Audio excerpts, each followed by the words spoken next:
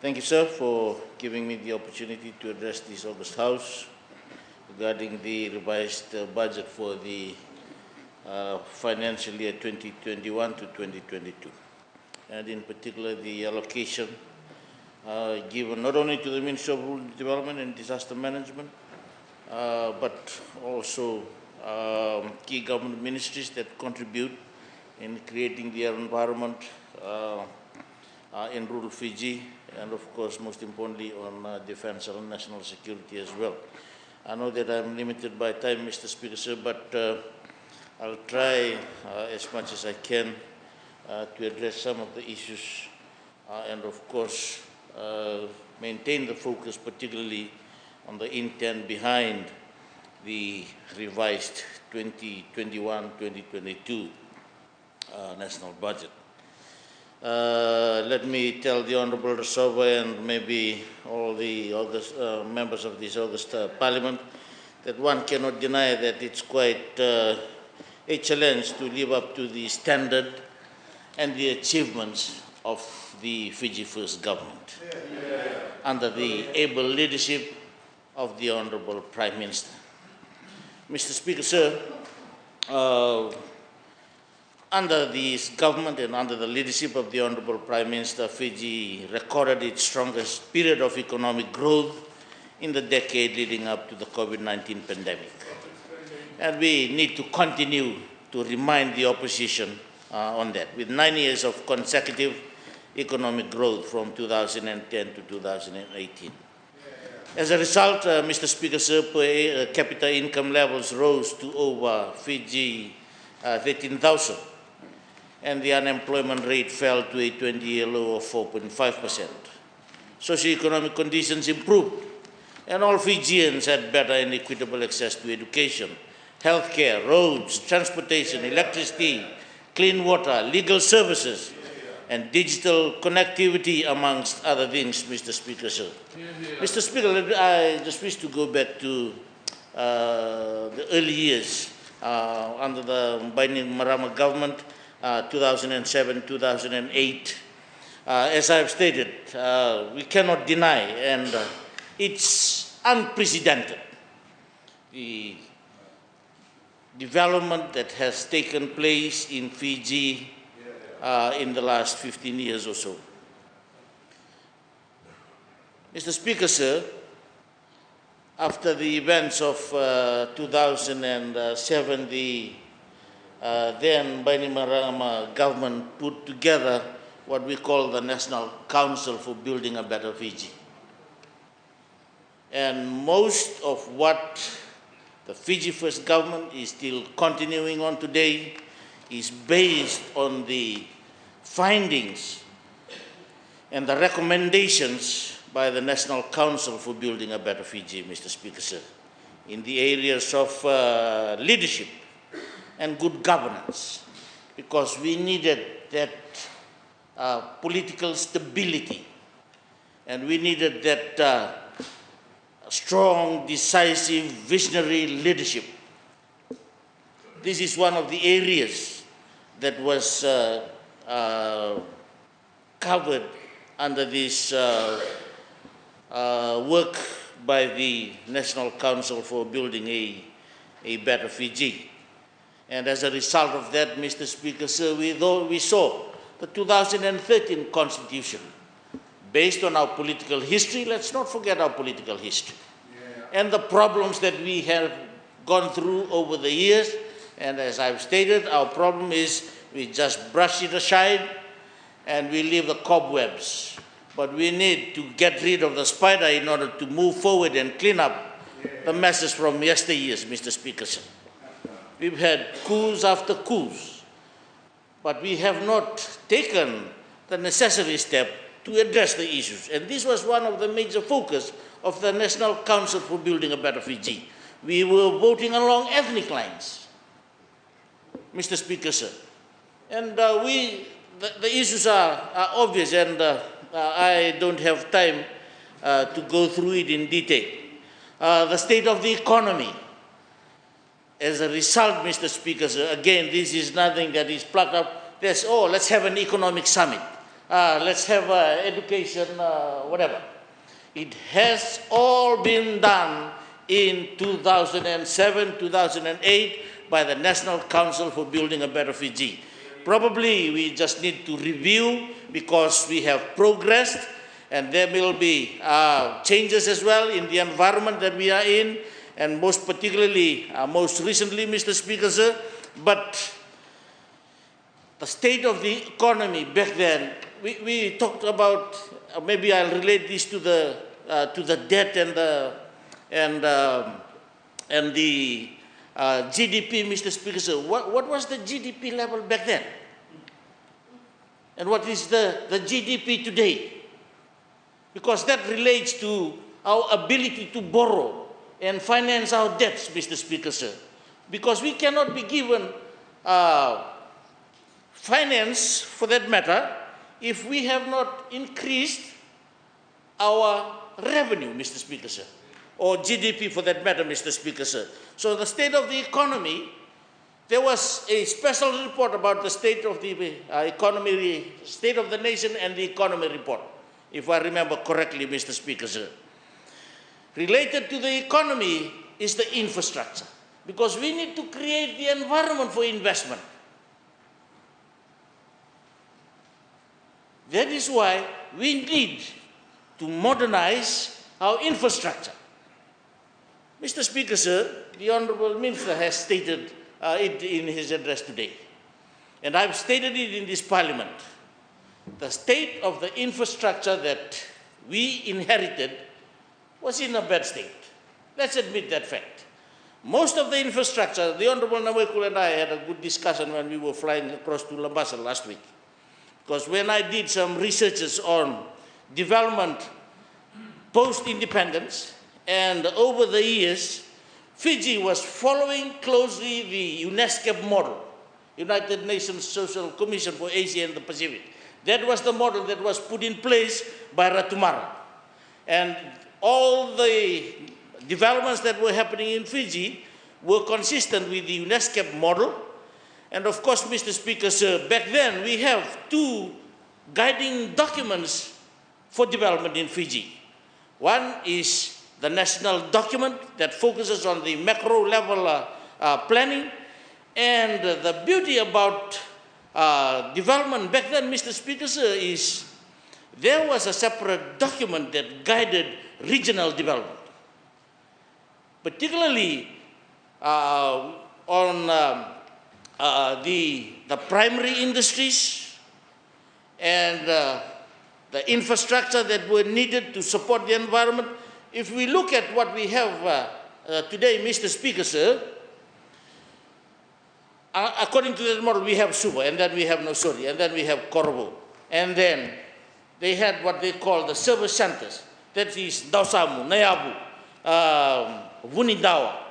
And in Vanuatu, we have Sangani, we have Tukavesi, we have these outposts. They were supposed to be the collection centers as well, according to the model that was in place. And Ratumara has placed all the infrastructure back then. But unfortunately, through neglect and poor maintenance, as I've stated already in this House, when FRA came into being, 89 bridges had to be built. And as stated by the Honorable Minister this morning, from 2015 till today, we have constructed 65 new bridges for Fiji, Mr. Speaker, sir. And 11 are currently under construction. And of course, we have a few that are under design, more than 40, because we need to create the environment so that the economy can grow more. Fiji still has a lot of potentials, but we have to create that environment. And that is why we need to continue to invest in our infrastructure. And probably if I have time, I'll go through what's available in this revised budget, Mr. Speaker, sir. Civil service reform. Mr. Speaker, sir, we value the work done by our civil servants. But of course, we are in a different era altogether, Mr. Speaker, sir. The environment back then is different from the environment today. But principles, of course, remain the same, Mr. Speaker, sir. So we need some re-engineering to take place. We need some reforms to take place, Mr. Speaker, sir. The structure of the civil service needs to be reviewed. And importantly, the organizational behavior, terms and conditions, Mr. Speaker, sir, the branding. So many things need to be done for our civil service, Mr. Speaker, sir. And I can confidently say to the Honorable Chale that there has been significant improvement in the civil service, better than what it was during his days, Mr. Speaker, sir. Including terms and conditions. There were a lot of people leaving. When I joined the Ministry of Agriculture, Mr. Speaker, sir, there was only one vet officer. And he was not even a Fijian, Mr. Speaker, sir. Why? Because they have all left. But look at the pay that the vet officer is receiving now, given by this government, Mr. Speaker, sir. That is creating the environment for them to stay. Because the terms and conditions are far, far better than what it was. While still on civil service reforms, Mr. Speaker, sir, in the Ministry of Rural Development, I've talked about what was created back then by Ratumar. And it's only this government that's added more of these service centers into the rural areas, Mr. Speaker, sir. I'll name a few. In Danda, in Namosi, we have a government station there now, Mr. Speaker, sir. In Kumbulau, in Bua, there is a government station there now, Mr. Speaker, sir. In Namarai, in Ra, there is a government station there now, Mr. Speaker, sir.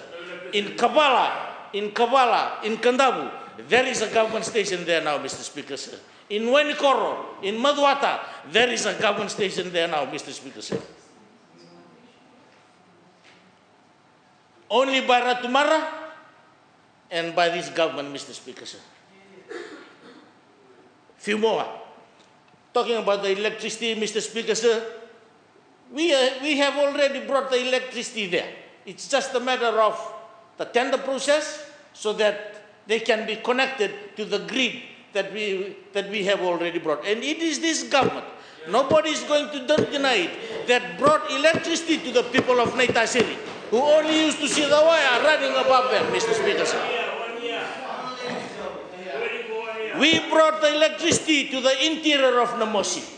We brought electricity to the interior of Ra. We brought electricity to Nandronga and Nabosa. No government has ever done that, Mr. Speaker, sir. That's the growth. Nobody cannot deny that, Mr. Speaker, sir.